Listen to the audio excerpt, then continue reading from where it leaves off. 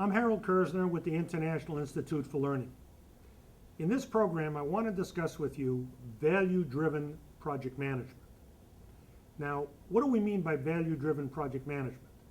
Over the years, we've managed our projects according to the triple constraint: time, cost, and performance, where performance was either scope, resources, quality, or technology. Now we're adding in another variable, value. When I started doing research for my book, Value-Driven Project Management, which I've co-authored with Frank Salatis, I came up with all sorts of value models that are in the marketplace, and that's what you see on the screen. All of these are different value models that allow one to determine the value of a project. I couldn't believe that this many models existed. Now, why do these models exist? The reason is because we're now taking a hard look at project management and how we've managed it over the years. Let me give you 8 postulates, and from these 8 postulates, you'll understand the importance of value. First, it doesn't matter if you execute a project extremely well or extremely poorly if you're working on the wrong project. Second, being on time and on budget is not necessarily success, especially if the value is not there at the end. Third postulate, completing a project within the triple constraint does not guarantee that business value will be there at the end of the job. Postulate number 4, if you have very, very mature project management systems, so what? They can't guarantee value at the end of a project. Number 5, this one comes from Warren Buffett. He said, price is what you pay, but value is what you get. Business value, therefore, is what your customer perceives is worth paying for. Postulate number 7, success is when business value is achieved. And postulate number 8, following a project plan to conclusion is not always success if business-related changes were necessary and never implemented. So now you understand the importance of the word value. Now, over the years, we simply identified the success of a project according to the triple constraint. If you don't meet the triple constraint, then what? Does that mean that the project is a failure? In the early years of project management, if you did not get the job accomplished to the satisfaction of the customer, we would either blame the project manager or we would replace the project manager and tell the customer, well, we didn't give you our best project manager, but we've got somebody else available now and he's better, so we're going to replace the old project manager. Third, we blame the project management methodology or the lack of it, and if this didn't appease the customer, well, let's just blame the customer because they didn't give us a good statement of work. All of these are actually somewhat interrelated. It was because we may have had a poor definition of success. On the screen you see a cube, and in the middle of the cube you see a little circle. That circle is the budget, the schedule, and the performance that you've been asked to accomplish. But what if you're over budget by $10,000? Is that success or failure? It could still be viewed as success. What if you're late by 2 weeks? It could still be viewed as success. We also have secondary factors for success. For example, customer reference.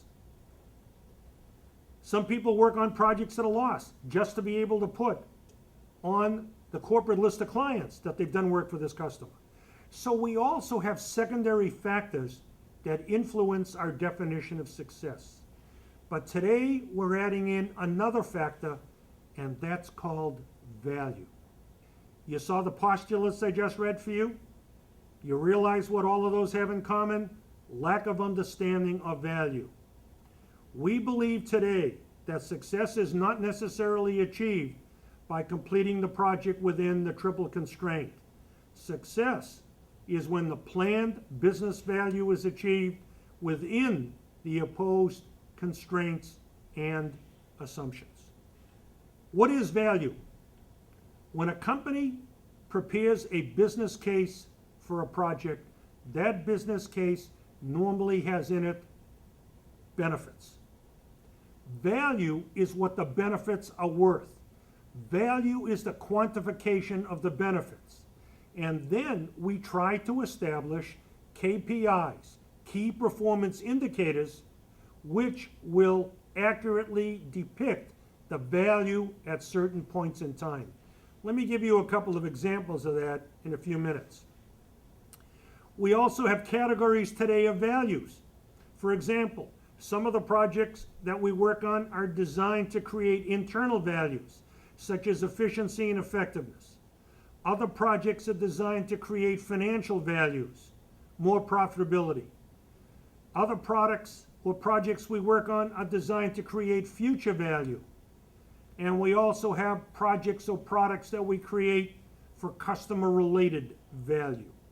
So we can put categories in for value. It's also possible that each stakeholder will have a completely different perception of value. And as a project manager, you have to work with all of these stakeholders and come up with some sort of agreement of what constitutes value. For example, here you see my classification of stakeholders. I break down the stakeholders as organizational stakeholders, product market stakeholders, and capital market stakeholders. And every one of these can have a different interpretation of success and a different definition of what the value should be that comes out of a project. And as a project manager, you must work with each one of these people. The PMBOK Guide also addresses that very, very heavily in the 4th edition of the PMBOK Guide. Let me show you some of the problems, and then I'll show you what the solution is. Some of the benefits are easy to convert into value and some are not. For example, profitability, that's easy to convert into value. Customer satisfaction, that's very difficult. I find it very difficult, but some of the models I showed you at the beginning of the presentation show you how to convert these benefits into value. Now, let me show you what the future looks like. When project management first started, we created earned value measurement, and that allowed us to focus on time and cost. Then we began creating enterprise project management methodologies, EPMs. That not only captured the same best features of earned value measurement, but it also allowed us to address quality, scope, and risks. Now we have a new methodology in the marketplace called a value measurement methodology. That not only captures everything that we showed previously, but it also allows us to capture the tangible values, the intangible values, the benefits, any other values, and best practices and trade-offs. I personally believe that this concept of value measurement methodologies will, in the near term, replace enterprise project management methodologies as well as earned value measurement systems.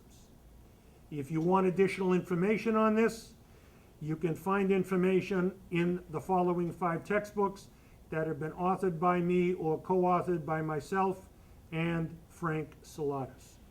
We also have products and services provided by the International Institute for Learning, such as webinars, white papers, and podcasts on these topics and others. This is Harold Kersner. Thank you.